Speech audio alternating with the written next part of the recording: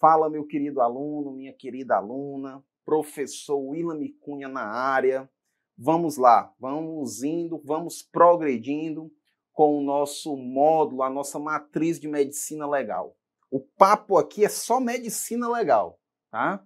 Essa medicina legal é justamente aquela que vem sendo cobrada cada vez mais e mais, o nível de exigência, de complexidade nos diversos concursos aí das carreiras policiais.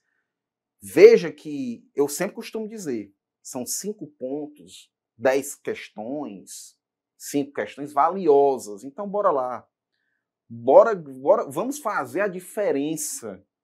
Né? Some esses pontos, não ignore a medicina legal, não ignore a criminalística, que também é uma disciplina que eu dou aula também, né? Eu ministro aulas na criminalística, na criminologia, porque às vezes o aluno ele tem esse engano, esse erro crasso. Qual, Willam? Ele estuda processo penal, ele estuda direito penal, de A a Z, a teoria geral do delito, aí o cara vai lá, domina a teoria da norma, princípios, teoria da pena, processo, ele sabe tudo de ação penal, inquérito, competência, mas aí ele esquece das disciplinas secundárias. Quais? Às vezes é um direito civil, às vezes é um direito ambiental, um tributário, um financeiro, e aí entra a parte da medicina legal, da criminalística, tá bom? Então, não desperdice isso, não ignore a medicina legal. É justamente nela que você vai fazer a diferença. É justamente, não é no direito penal, não é no processo penal que vão te dar 10, 15, 20 questões. E você acha que vai gabaritar as 20 e não gabarita, meu cara. Porque vem um nível altíssimo, de zafarone para cima, como eu costumo dizer, e o cara não gabarita. E aí ele, como deixou medicina legal, de 10 questões, ele perdeu 5, 6... E isso faz uma diferença, meu irmão. Então, bora lá. A gente vai caminhando na medicina legal. Deixa eu só te lembrar uma coisa. Vem cá comigo. Imagine, medicina legal é isso aqui. Imagine que ao redor dela nós temos criminalística. Sempre eu gosto de enfatizar isso. Nós temos química. Nós temos a física. Nós temos o direito penal. Nós temos o processo penal. Tá? E por aí vai, meu amigo, por aí vai. Aí nós temos o processo civil. Sério, Willam? Processo civil, medicina legal? Sim. Vou te dar um exemplo. Pré-moriência, comoriência. Vai desaguar no processo civil, no direito civil, na parte geral. Ok? Na questão de bens que envolve decujos. Então, veja que isso aqui que eu estou fazendo é uma coisa chamada interdisciplinariedade, multidisciplinariedade, tá bom? Tem ligação entre todas, entre ambas, tem uma correlação com a medicina legal, meu irmão. Então, não deixa a medicina legal de lado. Medicina legal, Willam, o que é que a gente vai estudar aqui? O que é? Me lembra aí. Traumatologia forense, que é chamado de lesionologia forense, tanatologia forense, que é a cronotanatognose. Nós vamos estudar aqui também a questão da toxicomania, da embriaguez, das lesões por vários tipos de ação. E por aí vai. Nós vamos estudar aqui a questão dos modificadores de personalidade, a questão da imputabilidade, que tem muito a ver com o direito penal. Olha a importância, cara, da medicina legal. Tá? Então eu sempre tenho que fazer essa introdução. Vez ou outra eu te lembro isso, que na verdade não é uma introdução, é um lembrete, tá? É um adendo que eu vou fazendo. Então bora lá, bora avançando, bora. Nós vamos ver aqui uma coisa chamada toxicomania. E a toxicomania está relacionada diretamente ao uso de droga. O mal do mundo, o mal do século é a droga, a depressão também, mas a depressão muitas vezes é causada pela droga. Então, a primeira coisa que eu tenho que te fazer, a primeira pergunta que eu tenho que te fazer é a seguinte: o que é droga? William, todo mundo sabe o que é droga. Droga é uma substância que eu coloco, que eu uso, faço a ingestão, aplicação, e eu faço a administração, e aí eu fico loucão, isso é droga. Eu até concordo contigo, sim, sobre o ponto de vista, aspecto social, comum. Mas aqui, o ponto de vista é médico-legal. Então, vamos ser um pouco mais técnico, vamos, porque é isso que vai gabaritar a tua prova. O que é droga? Droga é qualquer substância que ingerida, ministrada, e quando eu falo ministrada, eu falo não de prescrever. Não, eu falo do uso. Essa ministração aqui tem um sentido do uso. Ministrada de natureza. Natureza não. Vou melhorar isso aqui, tá? Ministrada que pode ser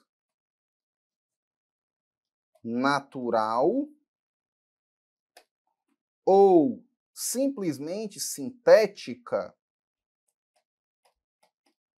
causa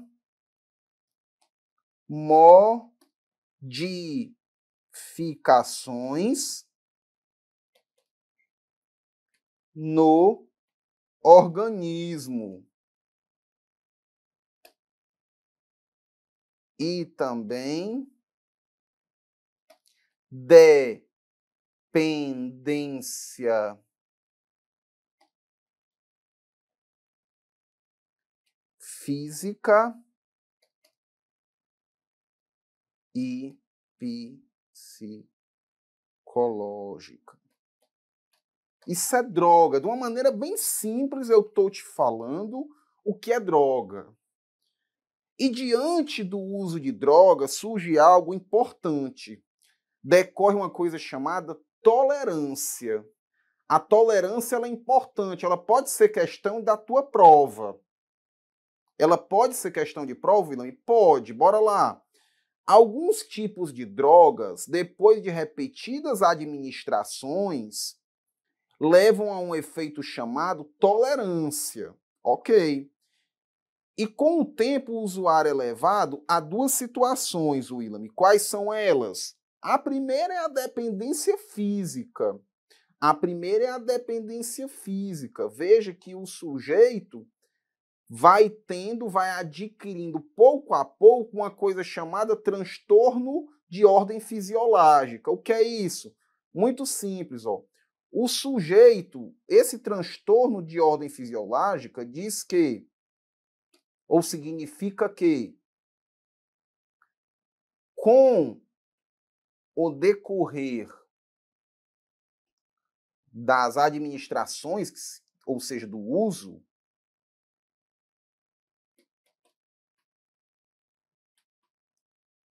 o sujeito tem que fazer um uso contínuo ou quase ininterrupto para que o seu organismo funcione normalmente, meu caro. Ah, William, eu entendi. Então, caiu na prova e perguntou o que é transtorno de ordem fisiológica, é simplesmente o quê? O corpo, a dependência física, a minha dependência física motora, ela depende, ela cobra que esse uso ele seja ininterrupto, ele seja contínuo, para que eu consiga, por exemplo, trabalhar, para que eu consiga, por exemplo, exercer minhas atividades habituais da minha vida corriqueira, do meu cotidiano, do meu dia a dia. É isso? Sim, é exatamente isso, tá bom? Outra coisa importante é, se o dependente físico ficar sem tomar a droga, William, o que é que poderá sofrer?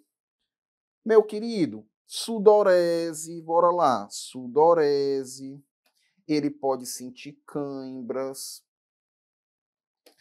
ele pode sentir taquicardias,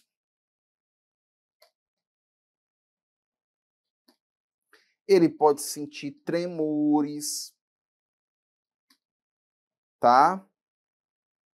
Ele pode sentir irritação, tá? E por aí vai. William, mas que droga? Meu querido, seja qual for a família dessas drogas, pode ser da família psicoléptica, pode ser da família psicoanaléptica, que nós vamos ver já já, pode ser da família psicodisléptica, pode ser... William, quando você diz psicolépticas, eu chamo as drogas depressoras, tá? Nós vamos ver isso já já, tá bom? Então, bora lá, bora avançando. Classificação de acordo com os efeitos produzidos no sistema nervoso central, SNC. As drogas podem ser classificadas em 3 categorias. Então, bora lá, vem cá em mim. Olha só, as drogas, pessoal, as drogas, meu aluno, ela pode ser classificada em 3 categorias, meu aluno, meu querido. E essa classificação ela é cobrada quanto ao que ocorre no sistema nervoso central. É ali que a droga ela surte, ela causa os seus efeitos, seus principais efeitos. Seja essa droga depressora, seja essa droga estimulante, seja essa droga perturbadora, tá bom? Ou alucinógena, se você preferir, tá bom? Nós vamos ver essas 3 famílias e elas caem bastante em prova, certo? Você vai ter que saber disso. Tema toxicomania, o seu principal dever aqui é realmente saber diferenciar os pormenores, as minúcias de uma ou outra família, saber separar isso muito bem. Então, bora lá? Vem cá comigo. William, elas podem ser, bora lá, da família psicolépticas, também chamadas de depressoras. Ah, William, entendi. Então quer dizer que essas drogas elas podem ser chamadas de depressoras? Sim. Pode vir na tua prova psicolépticas ou depressoras. O que é que elas fazem? Bora lá. A primeira é a família psicoléptica, do grupo das drogas psicolépticas. Veja, psico, não esqueçam disso. Sempre vai vir com esse prenome, tá? Ok? Com esse prefixo. Psicoléptica. Bora lá, elas são as depressoras também, William? Sim, elas são depressoras. O que é que elas fazem? Bora lá? Elas diminuem a atividade cerebral. E eu quero que você guarde essa informação. Acontece uma alteração quantitativa. Beleza, William. Guardei já. E, inclusive, William, eu vou até grifar de vermelho, ó, que é tão importante. E também eu quero te dizer que elas diminuem, elas não aumentam. O examinador vai dizer que a psicoléptica aumenta a atividade cerebral, tá errado isso, porque ela diminui, ou então ele vai dizer o seguinte, diminui a atividade cerebral com a alteração qualitativa, tá errado. É quantitativa. William, me diz o porquê. Porque, ó, elas não agem, vou escrever de vermelho, porque esse negócio é tão importante que eu vou escrever de vermelho. Elas não agem ao mesmo tempo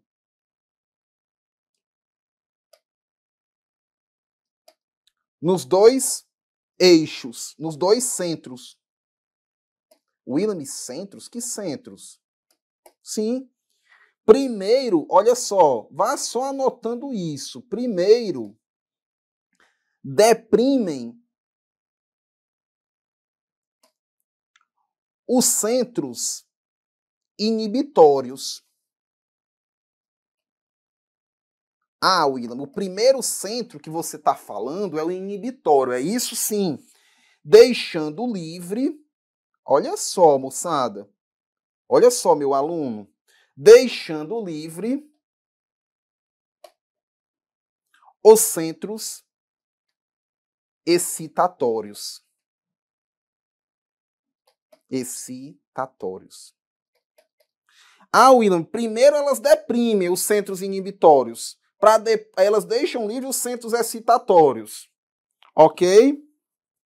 É por isso, ó, é por isso que produzem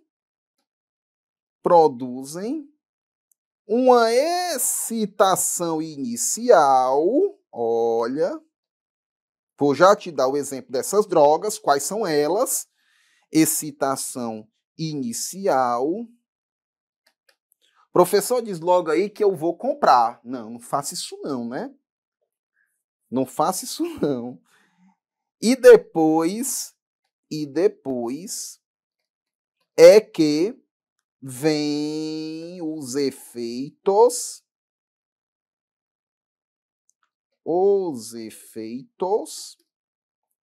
depressivos. Tomara que você esteja entendendo a minha grafia. Tá? Eu espero que você esteja entendendo a minha grafia. William, o que é que ela causa? Bora lá? Causam lentidão, apatia, certo? O sujeito fica apático, sonolência, dificuldade de concentração,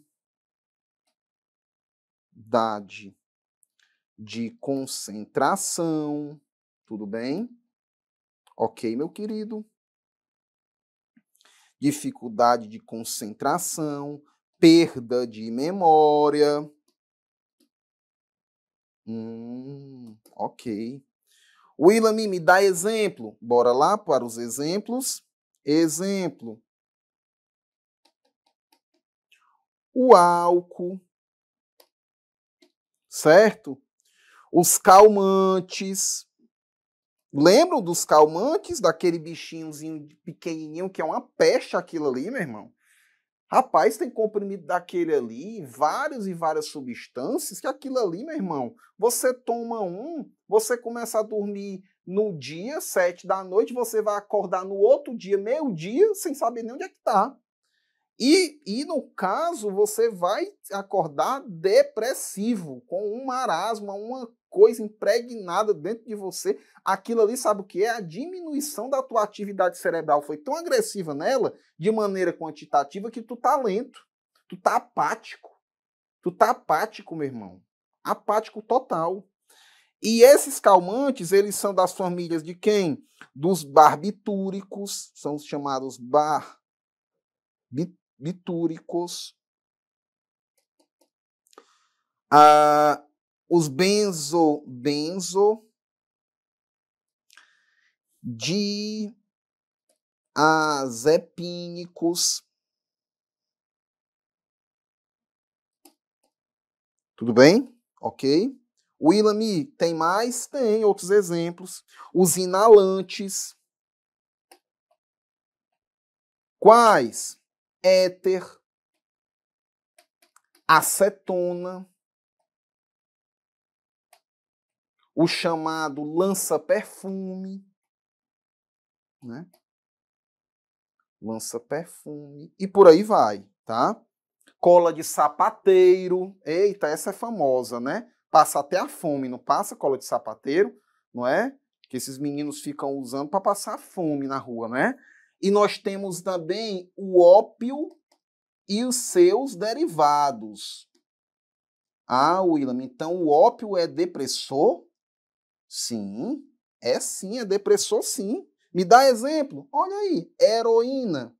O guitarrista líder da banda Nirvana, Kurt Cobain, não é isso? Cobain, né? Ele usava a heroína, né? E ele era depressivo, né? Desde muito jovem, eu estava vendo a história dele. Nós temos a codeína, nós temos os xarope, nós temos a morfina. A morfina, ela passa dor, né? E nós temos os xaropes antitussígenos. Eita, professor, vou tomar um vidro todinho de xarope antitussígeno, ó. Não, não faça isso não, tá bom? Beleza? William, agora tem uma outra família. Sim, é uma outra família. Eu vou trocar aqui o meu pincel e vou te apresentar aqui a outra família, ó. São as drogas. São as drogas psico também, só que psicoanalépticas. A primeira foi a família psicodislépticas. Vem cá comigo. Lembre-se que, recapitulando, psicolépticas, elas inibem, deprimem o sistema inibitório, o centro inibitório, para depois atuar no excitatório. Cuidado, é um de cada vez, não são os dois simultaneamente. O examinador bota os dois, tá errado, tá bom? Ok? Não erre isso. Entramos agora nas psicoanalépticas. Bora lá? São também, é o mesmo que chamar de estimulantes. Estimulantes. Vou trocar meu pincel. Por que, William? Porque é importante. Veja que essas aqui, ela aumenta a atividade cerebral. Aumentam, não diminuem a atividade cerebral. É mesmo, William? Sim, ela aumenta a atividade cerebral de maneira alteração também, como, William? Alteração quantitativa. É de maneira quantitativa, meu irmão. A diferença é que a psicoléptica, ela diminui. Aqui não. Aqui a alteração é aumentando a atividade cerebral do sistema nervoso central, beleza? William, quais são os efeitos? Efeitos. Meu irmão, o cara vai ter muita energia, tá? Muita energia, disposição. Agora, no entanto, vai ter a ausência de apetite. Vai ter, afasta o cansaço e a fome. É por isso que nos inibidores de apetite, essa droga ela está dentro da categoria dos inibidores de apetite, os moderadores de apetite, que são as anfetaminas. Bora lá? Exemplo, William, bora lá. Vamos nos exemplos. Anfetaminas. Então, memorize, ó. A de psicoanalépticas são A de anfetaminas. Olha aí, né? Um mnemônicozinho para você. A com A, ó. O A aqui, ó, de psicoanalépticas, com A de anfetaminas. Quais, William? Bolinhas. A chamada bolinha, vou tomar uma bola. O cara fica loucão, não fica com a bolinha? Os rebites e os moderadores de apetite. Você que fica tomando esses remédios aí, cuidado, viu? William, outra, cocaína. Essa aqui eu chamo ela de demônio ralado. Quem cheira cocaína, cheira o demônio ralado. É mesmo, William? É, meu irmão, porque é uma peste, né? A cocaína, ela é amiga de uma coisa chamada cova. Urna é onde o cara é enterrado, né? Ela é irmã de uma coisa chamada urna. É o demônio ralado, né? É o que o Maradona cheirou a vida toda dele foi o demônio ralado, porque a cocaína é isso, o poder de destruição dela. E a cocaína, ela pode ser em pó, ela pode ser numa desgraça chamada crack, porque o crack, o cara que inventou o crack, ele foi filho do Satanás, porque ele pensou assim, tá indo embora a resina, a borra, o lixo da cocaína, então vamos utilizar o lixo da cocaína, ok? E o crack, ele se torna mais rentável e ele se torna também mais caro para o usuário do que a própria cocaína. Porque são 20 pedras por dia, 15 pedras por dia. A Organização Mundial da Saúde diz que a média é de 13 a 15 pedras por dia de crack. Nós temos também a merla. A merla, ela é um tipo de cocaína que foi muito utilizada em Brasília há algum tempo atrás e graças a Deus acabou mais com a merla lá. Ela era produzida num ambiente muito insalubre, onde tinha muita água, um ambiente muito úmido, tinha muita sujeira, isso é a merla. E nós temos, professor, o senhor é especialista nisso, né? Conta essa história direito. Rapaz, né? A gente acaba tendo que se tornar, né? Se tornar fera nisso, né? Mas eu não sou o irmão da família lá do Pablo Escobar, nem também do El Chapo, né? Guzmán, né? Nada disso daí, né? Porque a gente vai... Bora lá. Nós temos a cafeína, viu? A cafeína, ela vem através do chamate. Vixe, professor, então eu vou ficar doidão, né? Porque eu tomo chamate, eu sou usuário de droga? Não. Eu não estou dizendo que você está cometendo crime de uso de droga. Não confunda a coisa. Eu estou dizendo que ela pertence, ela não é proscrita, ela pode ser prescrita, tá? Ela não é proibida.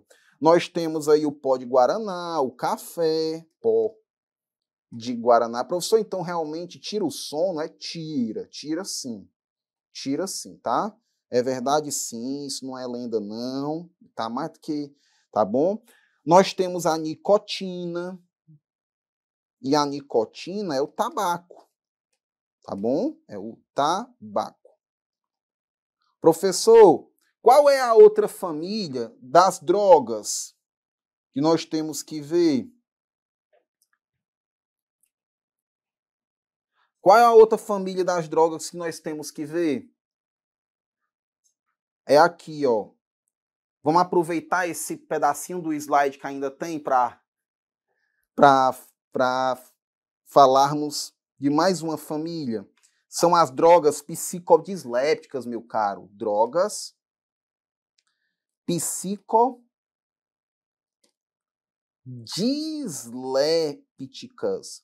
Professor, a psicodislépticas são as perturbadoras, é isso? Sim, são as perturbadoras.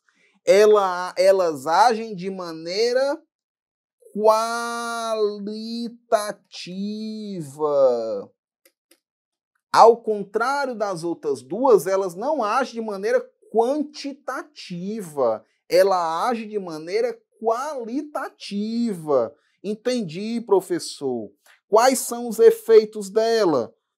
Leva o usuário a ter uma percepção, uma alteração no seu senso de percepção. Anote isso daí. Leva o usuário a ter uma alteração no seu senso de percepção.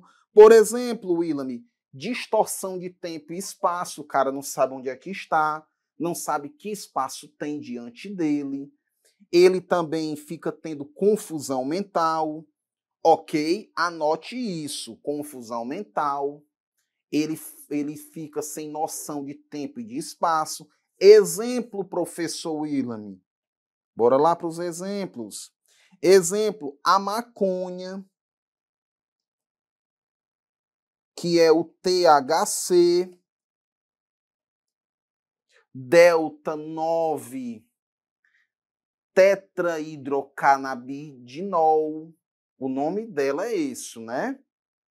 O nome técnico da maconha é esse, delta 9 tetrahidrocannabidinol, tá bom? Princípio ativo dela. Não é maconha, maconha é o nome vulgar. A maconha, ela tem o skunk. O que é o skunk, William? É aquela banda, é? Não. É também, mas o skunk é a maconha que é produzida em estufas especiais de secagem. Então ele fica muito mais concentrado o THC dela, o nível de THC dela. Então o cara fica muito mais loucão mesmo, quando ele... é verdade, certo? Nós temos o canhão, que é a maconha com crack, tá bom? Beleza? Nós temos também dentro dessa família as plantas alucinógenas. Quais plantas alucinógenas? Você já deve ter falado nisso, ouvido falar nisso. Plantas alucinógenas, como coisa chamada um cacto chamado de peiol. Professor, nunca nem vi esse diacho na minha frente, nem queira, meu irmão. Peiol, que é o paiol, alguns chamam assim. Nós temos o cogumelo. Vou escrever bem aqui, tá? O cogumelo, ele é um fungo que ele parasita os excrementos de animais. Esse é o cogumelo, tá? Ele parasita excrementos de animais, ok? Nós temos também a questão de uma outra droga muito conhecida. Essa aqui era que os Beatles gostavam, LSD-25, mais conhecido como ácido. É uma peste de um satanás que você pega um adesivo sublingual, bota na língua e você passa 10, 12, 16 horas vendo dinossauro, vendo parede se derretendo, vendo arco-íris, de um arco-íris saindo um cavalo para você subir em cima e esse cavalo voa. É mesmo, professor? A lombra é essa? A lombra é essa. E nós temos um outro demônio, irmão dele também, que é o êxtase. Que nós vamos ver o que é que ocorre no corpo com o êxtase. Isso cai em prova, professor? Cai. Ou então êxtase também. É o chamado MDMA. Nas notificações da Organização Mundial da Saúde, tá, em seus anexos, está como MDMA, beleza? Ok? Nós vimos as 3 famílias, você vai ter que memorizar isso, não tem jeito, meu irmão. Tu vai ter que memorizar isso para a tua prova. Então, meu querido aluno, vamos resolver questões? Vamos resolver questões. Vamos ver como que o examinador pode vir cobrando na tua prova. Olha só, é muito simples, são conceitos. E dentro das classificações não tem jeito, tu vai ter que memorizar as nuances, tá? As minúcias das classificações. Bora lá.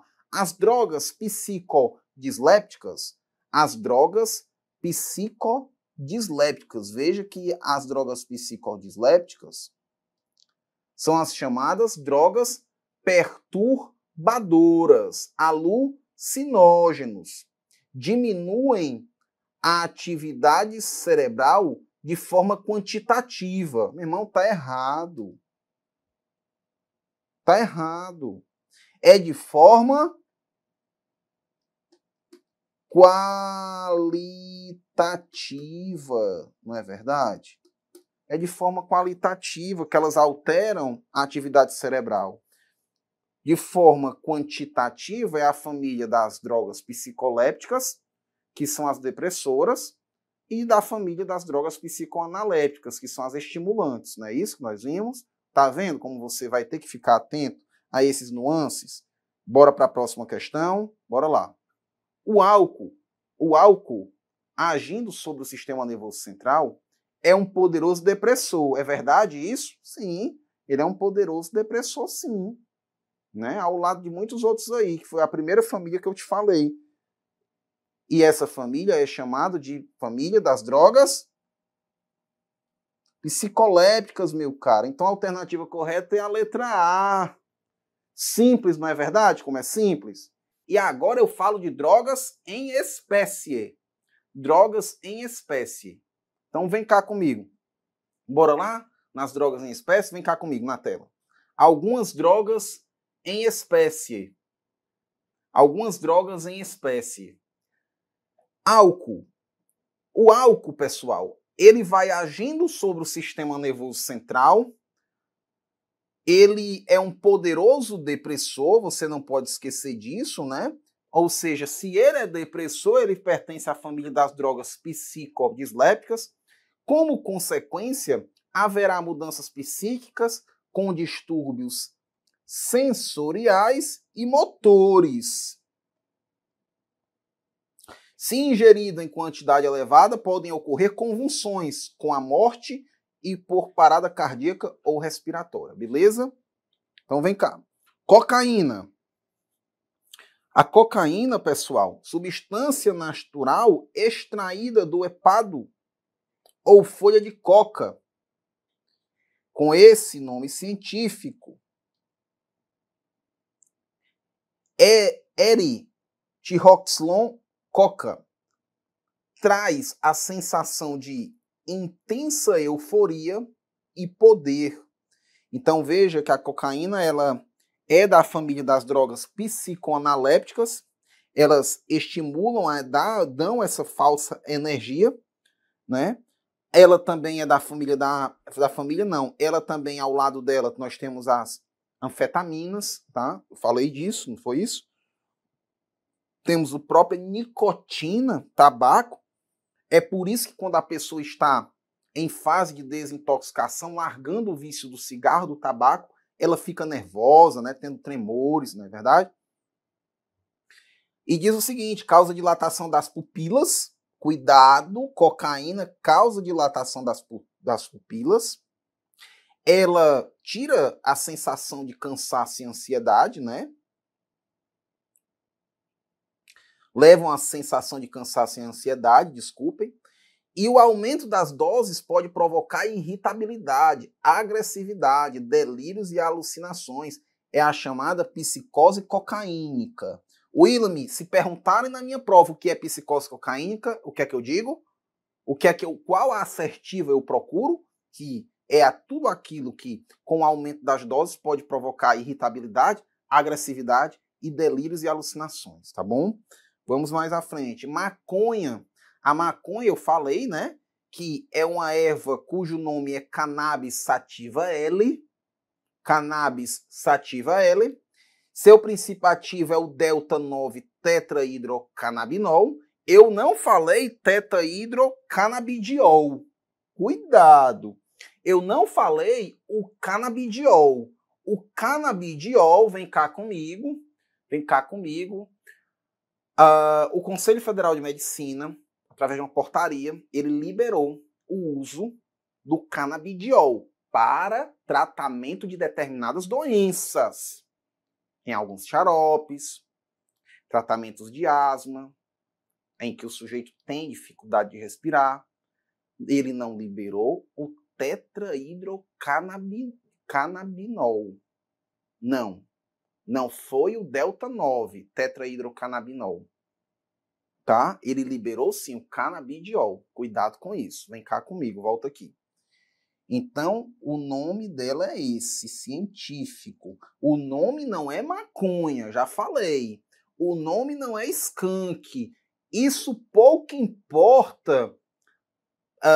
Isso não é o que caracteriza uma droga. Não importa o apelido, o vulgo da droga. Como que a droga é corriqueiramente chamada. Isso não importa nem mesmo para a lei de drogas, a lei 11.343. Não é isso que determina se uma substância é tida como droga. O que determina se uma substância é tida como droga é se ela se encontra na portaria número 344 da Anvisa. Aí sim, tá bom? Ok? Porque é uma norma em branco heterogênea. Não é isso que nós vimos lá no direito penal? Norma em branco heterogênea é aquela cujo complemento é por um ato administrativo, uma portaria, um decreto, tá bom? Assim como no Estatuto do Desarmamento, que regulamenta a lei de armas, o que é? São portarias, decretos, tudo bem? Traz a sensação de bem-estar, relaxamento e vontade de rir. Ah, meu amigo, o que eu tenho de colega que usa maconha que ri, é verdade. O sujeito ri por tudo, né? Perda da capacidade de calcular tempo e espaço, é verdade, né? Prejuízo da memória, isso aqui tem demais, né? e da atenção, né? Principalmente com o decorrer do uso, do tempo dos anos. Os olhos do usuário ficam avermelhados, né? Por isso que alguns colegas seus usam colírio e você não sabe. É justamente para disfarçar o uso da maconha, né?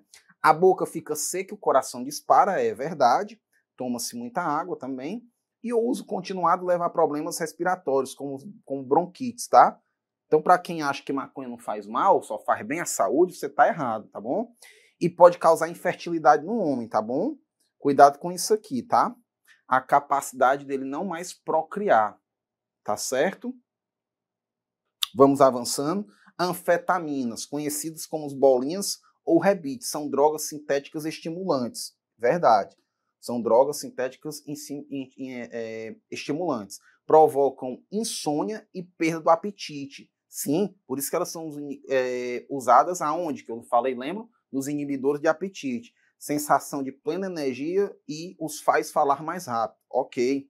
Dilatação das pupilas, é a chamada midríase, tá? Cuidado com isso aqui. Pode vir esse termo na tua prova. É verdade que o uso da anfetamina causa dilatação da pupila, mais conhecido como midríase. Procure isso na prova, na assertiva, beleza? Aumento do número de batimentos cardíacos? Com certeza. Porque a anfetamina, ela causa mais o quê? Energia, não é verdade? A anfetamina ela está do lado da cocaína e dos seus derivados, não é verdade? Da nicotina. Então, bora lá. Podem causar degeneração de células do cérebro? Com certeza. Podem sim, com o decorrer do tempo.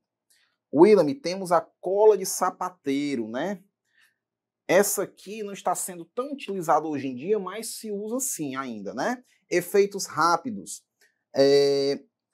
Segundos a minutos, mas de pouca duração, né? A fissura, né? A lombra, como se diz, ela é de efeitos rápidos, assim como o crack, né? Mas, porém, a vida útil, a meia-vida é de pouca duração. Então é isso que faz com que o crack também seja tão caro e devastador. É por isso que o sujeito junta ali R$20, R$30 para comprar, sei lá, 2, 3, 4 pedras de crack, não dá para nada. A estimulação inicial, seguida de depressão até alucinação. Solventes contidos na cola podem causar lesões na medula. Veja que ela, se tiver uma grande quantidade de solvente, cuidado, tá? Pode causar lesões na medula, nos rins, no fígado e nos nervos periféricos. Os usuários andam com dificuldade, é verdade. Você pode observar isso. O jeito que usa cola de sapateiro, morador de rua, ele começa a andar com dificuldade, andar cambaleante, né? Ok? É uma disartria, tá? Tudo bem? Então, bora lá. LSD 25. Essa aqui eu acho que o Satanás, quando não tinha nada para fazer, ele pediu inspiração, não sei de onde, para fazer, viu, meu irmão?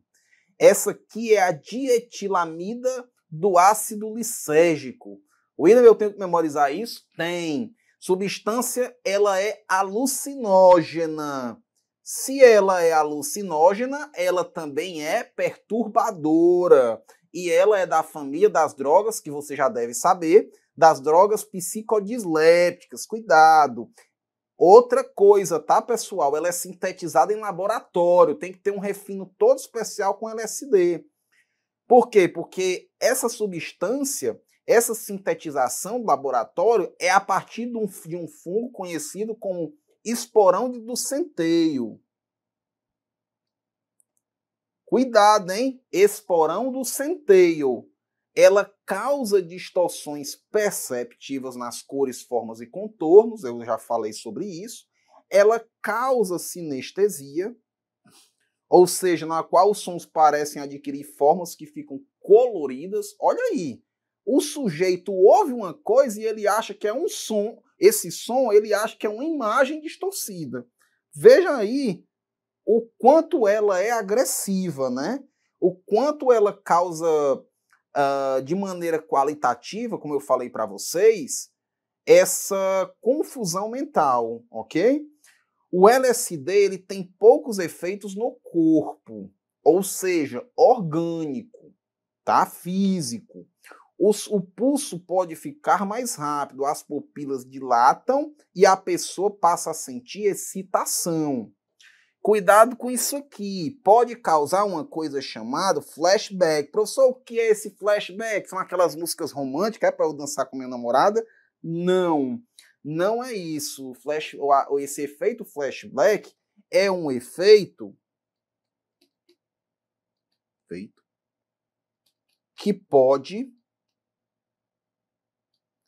surgir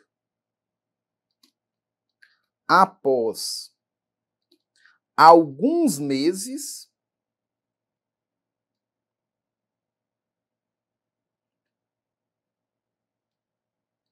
mesmo que o sujeito tenha suspendido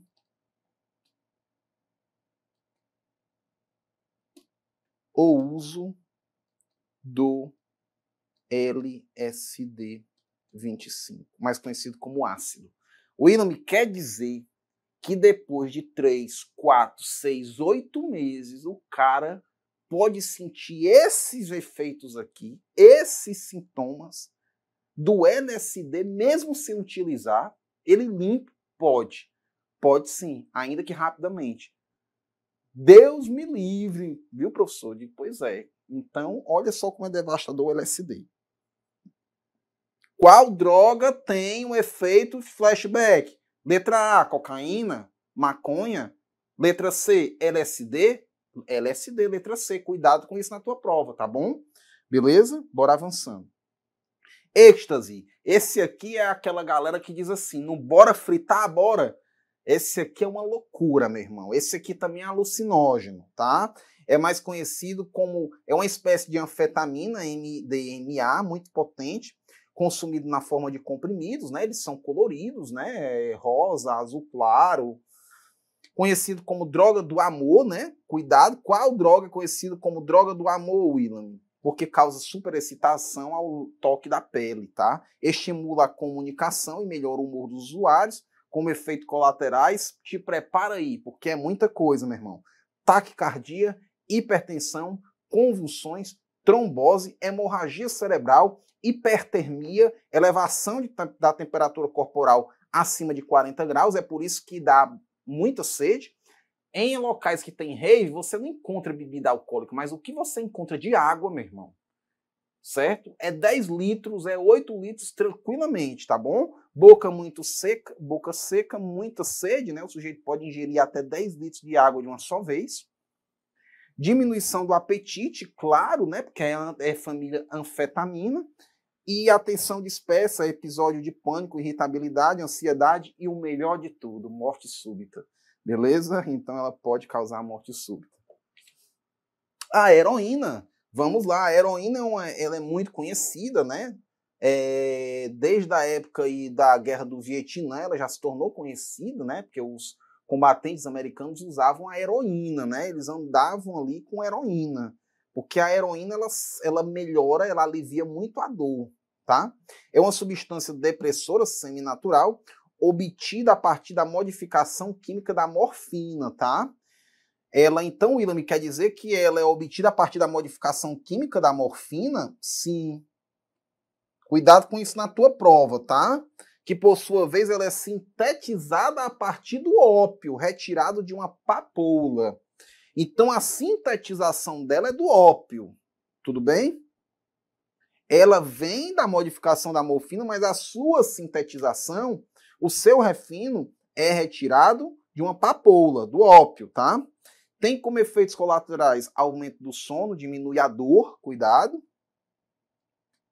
Provoca estado de torpor e calmaria. Realidade e fantasia se misturam, causa contração das pupilas, que é a miose, tá? Cuidado com esses termos. Paralisia eventual do estômago e vômitos. Depressão respiratória e cardíaca, levando o usuário a estado de coma. Pode levar o usuário ao estado de coma. Seu uso se dá através de injeção, fumada e cheirada, né? Existem medicamentos que são derivados da morfina, opioides, láudamo de Cidenham, elixir paregórico, xaropes e outros. Eu tomei muito esse elixir paregórico, viu? Quem não tomou elixir paregórico? Não é verdade, meu querido aluno? Então, bora lá, bora avançando. Moçada, vira a chave, porque agora nós entramos num tema chamado embriaguez, tá? Ok? Vira a chave, porque nós agora entramos num tema que está no teu edital aí, mais conhecido como embriaguez. Embriaguez. William, a embriaguez alcoólica, ela é um fenômeno neuropsicomático, tá? Que tem reflexos de situações neuropsicossomáticas, tá bom? O que quer dizer isso? Sim, isso quer dizer físico,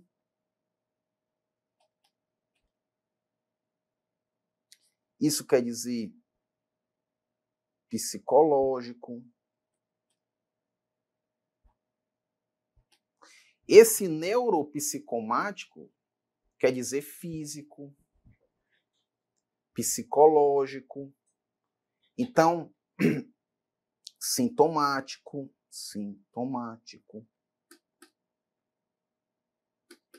Então, ela vai desde o físico ao psicológico e sintomático, tá bom? E que tem a capacidade de alterar o sistema psicoativo do usuário, tá? Isso é a embriaguez.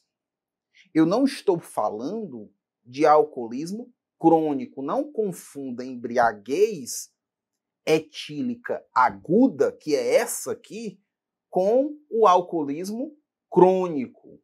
Não confunda, são duas coisas distintas. Tudo bem? Ok? Vem cá comigo.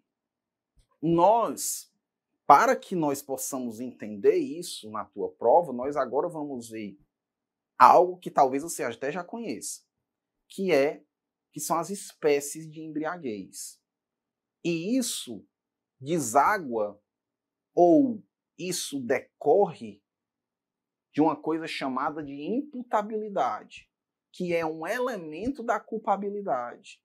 Dentro do sistema analítico, dentro do critério analítico da análise do que é um crime, ou seja, primeiro fato típico, antijurídico ou ilícito, se preferir, e aí nós temos a culpabilidade. Né? Nós temos também a potencial consciência da ilicitude, com o erro de proibição. Ok? Nós temos a imputabilidade, que também se encontra dentro da culpabilidade. Nós temos a exigibilidade de conduta diversa, que é um outro elemento da culpabilidade. Mas a embriaguez, necessariamente, ela encontra-se dentro da imputabilidade. Tá? É um critério que pode excluir ou não a imputabilidade penal. A imputabilidade penal, que é a capacidade desse sujeito de entender o caráter ilícito do fato e de determinar-se de acordo com esse entendimento. Isso é imputabilidade. Eu não estou falando de responsabilidade criminal. Eu estou falando de imputabilidade criminal. Para que haja responsabilidade criminal, tem que haver a imputabilidade criminal. Ok? Então vem cá comigo na tela. Vem cá. As espécies de embriaguez. Bora lá. Espécies de embriaguez. Essa espécie de embriaguez é a não acidental. A primeira que eu vou falar aqui, moçada, é a não acidental. E a não acidental, ela pode ser classificada como voluntária, ou também chamada de dolosa, ou culposa. Beleza? Ok? E a embriaguez voluntária, vou aqui começando com a voluntária, é aquela em que o indivíduo ingere a bebida, ou melhor, a substância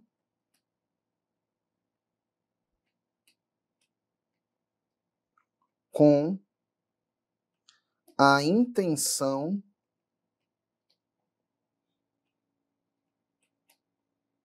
de chegar ao estado de ebriedade. William, o que é ebriedade? Ebriedade é o contrário, é o antônimo de sobriedade. Por exemplo, eu estou sóbrio, né? Tenho certeza disso. Ok? Estou dando essa aula aqui sóbrio, né? Graças a Deus. Agora, se eu não estivesse sóbrio sob o efeito de alguma substância como o álcool, a droga, eu estaria em estado de ebriedade, tá bom? Pode vir assim na tua prova. Então é importante eu aqui já preparar vocês, precaver vocês, tá bom? E essa embriaguez aqui, ela não exclui a imputabilidade.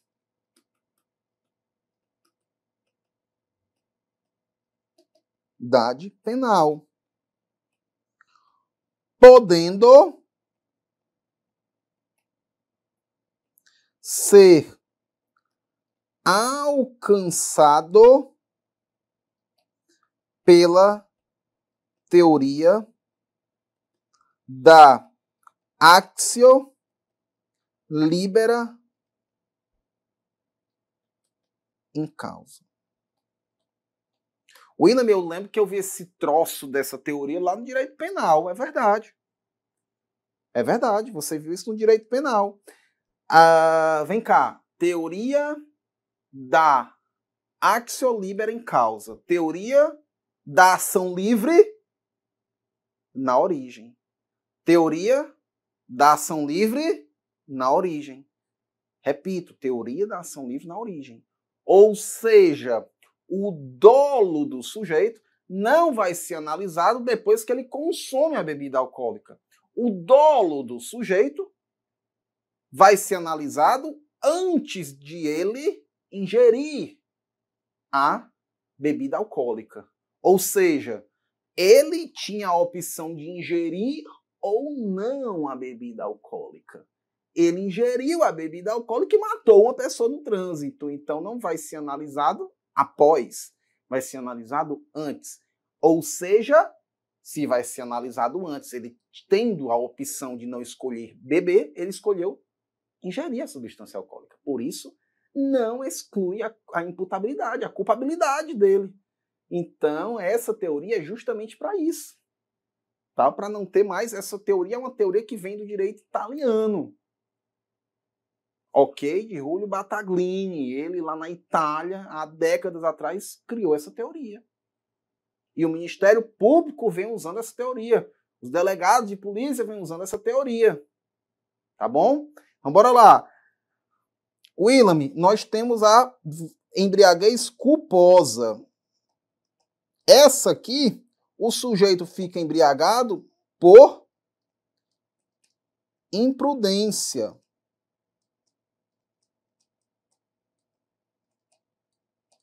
Tá? Ele não tem a intenção de se embriagar, mas ele acaba ficando embriagado porque ele é imprudente. Ele deixa de tomar os cuidados que deveria ter para não ficar embriagado. Portanto, não exclui a culpabilidade para ele também. Então, William, a embriaguez não acidental, ela não exclui a imputabilidade. É verdade isso? Sim. É verdade. Então, para as duas, incide também a teoria da actio libera in causa. É verdade? É verdade. Entendidos? William, eu até já sabia disso. Eu estou estudando lá com um professor em teoria geral do delito, na parte de imputabilidade penal, que existem essas espécies de embriaguez. Ok, ótimo. Então você está revendo aqui comigo, beleza? Olha a importância da medicina legal, né? Tudo a ver com direito penal. Vamos avançando. Embriaguez acidental. Veja que agora ela é acidental. Aconteceu um acidente e o sujeito ficou embriagado por conta de um acidente. Qual? Por caso fortuito, que é o chamado erro compreensível ou força maior. William, pera lá. Caso fortuito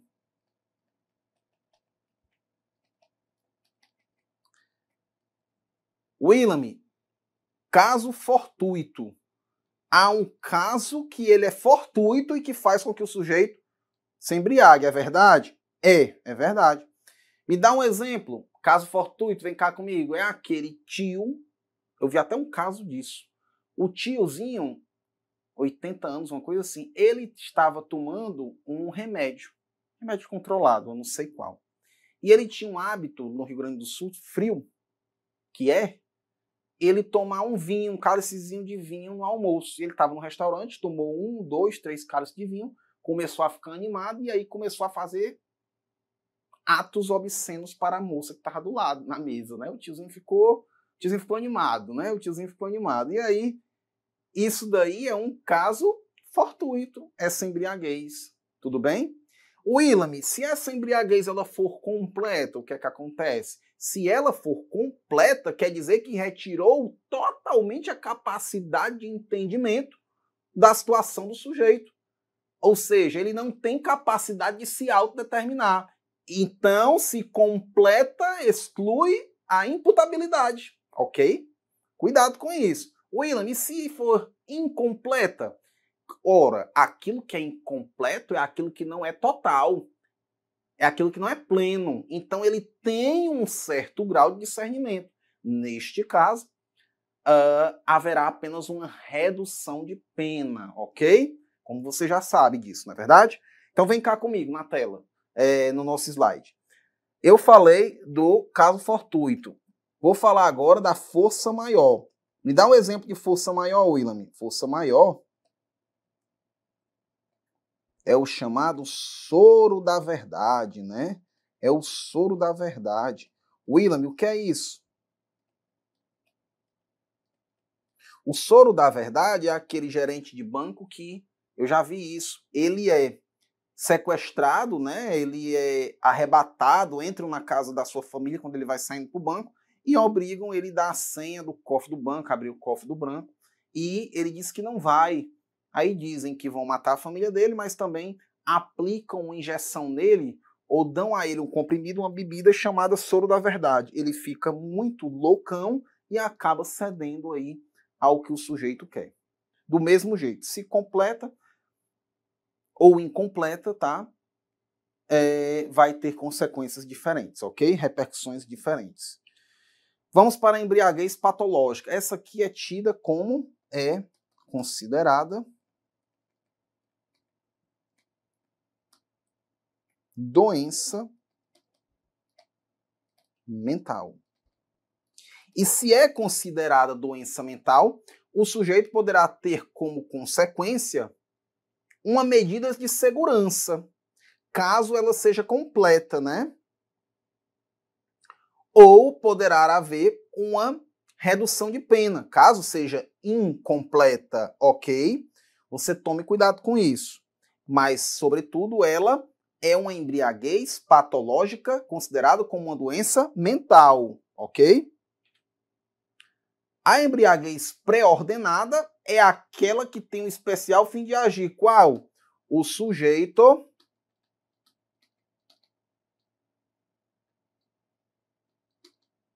embriaga-se para cometer crime. William, então ele tem vontade de estuprar a vizinha e ele se embriaga na frente de todo mundo, que é para todo mundo ver ele se embriagando. Quando ele subir para estuprar a vizinha, todo mundo vê, estar como testemunha de que esse sujeito ele estava bebendo, mas na verdade não, ele estava bebendo, ingerindo álcool para cometer o crime, ao qual, quando ele for chamado à sua responsabilização criminal, ele dizer que não lembrou de nada, pois ele estava sob efeito de álcool. Mas ele é alcançado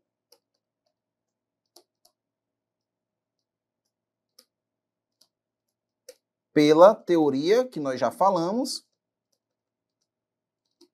da axio. Willem é um T, mas no latim o T é S. Axio libera em causa. Teoria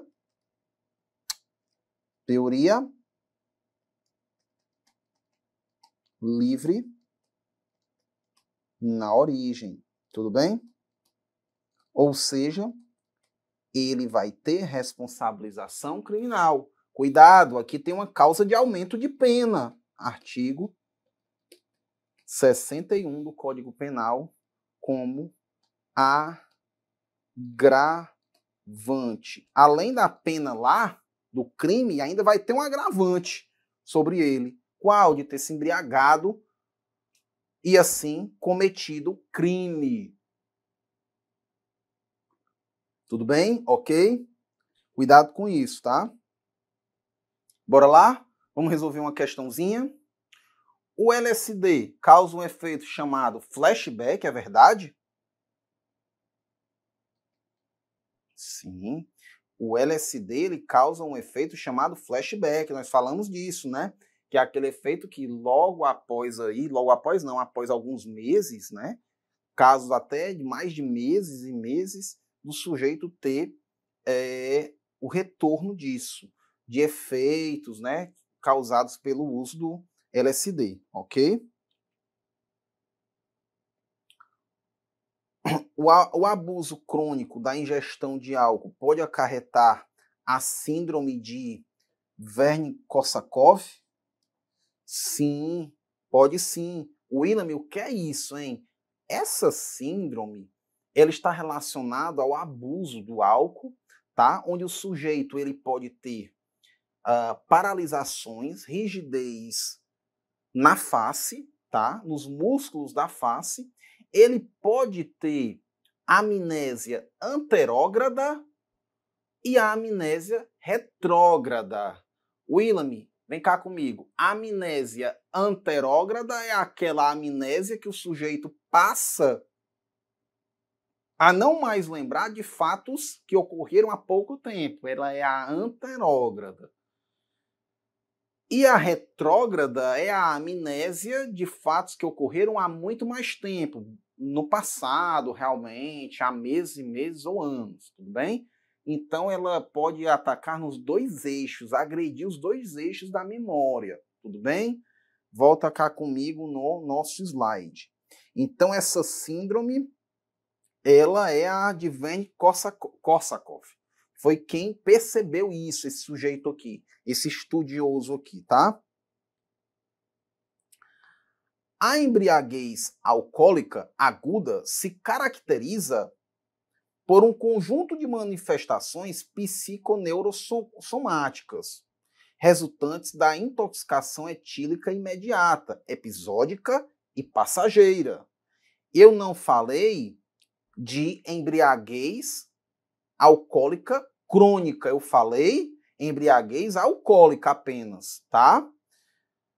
A disartria, olha só esses termos, né? São perigosos para cair em prova, moçada. A disartria se manifesta pelo distúrbio na fala. O sujeito, ele vai ficando com dificuldade na fala. Ele vai ficando com a fala lenta, embaraçada, embaraçosa, tá? Isso aqui, inclusive, é até um sintoma para se perceber a embriaguez, por exemplo, numa blitz, tá? É uma das maneiras de se constatar a embriaguez, tá? A escrita, o hálito, tá? Ok? Então, para você que acha que não vai ser nunca pego encontrado numa blitz de trânsito, eu não sei se você já sabe, mas já existem equipamentos que com o seu ar que você respira já capta a tua capacidade de estar embriagado ou não, tua quantidade de álcool no sangue, tá bom? Tá? Não é só soprando não, por ar alveolar não, soprado, expirado, tudo bem? Ok? Um abraço, até mais.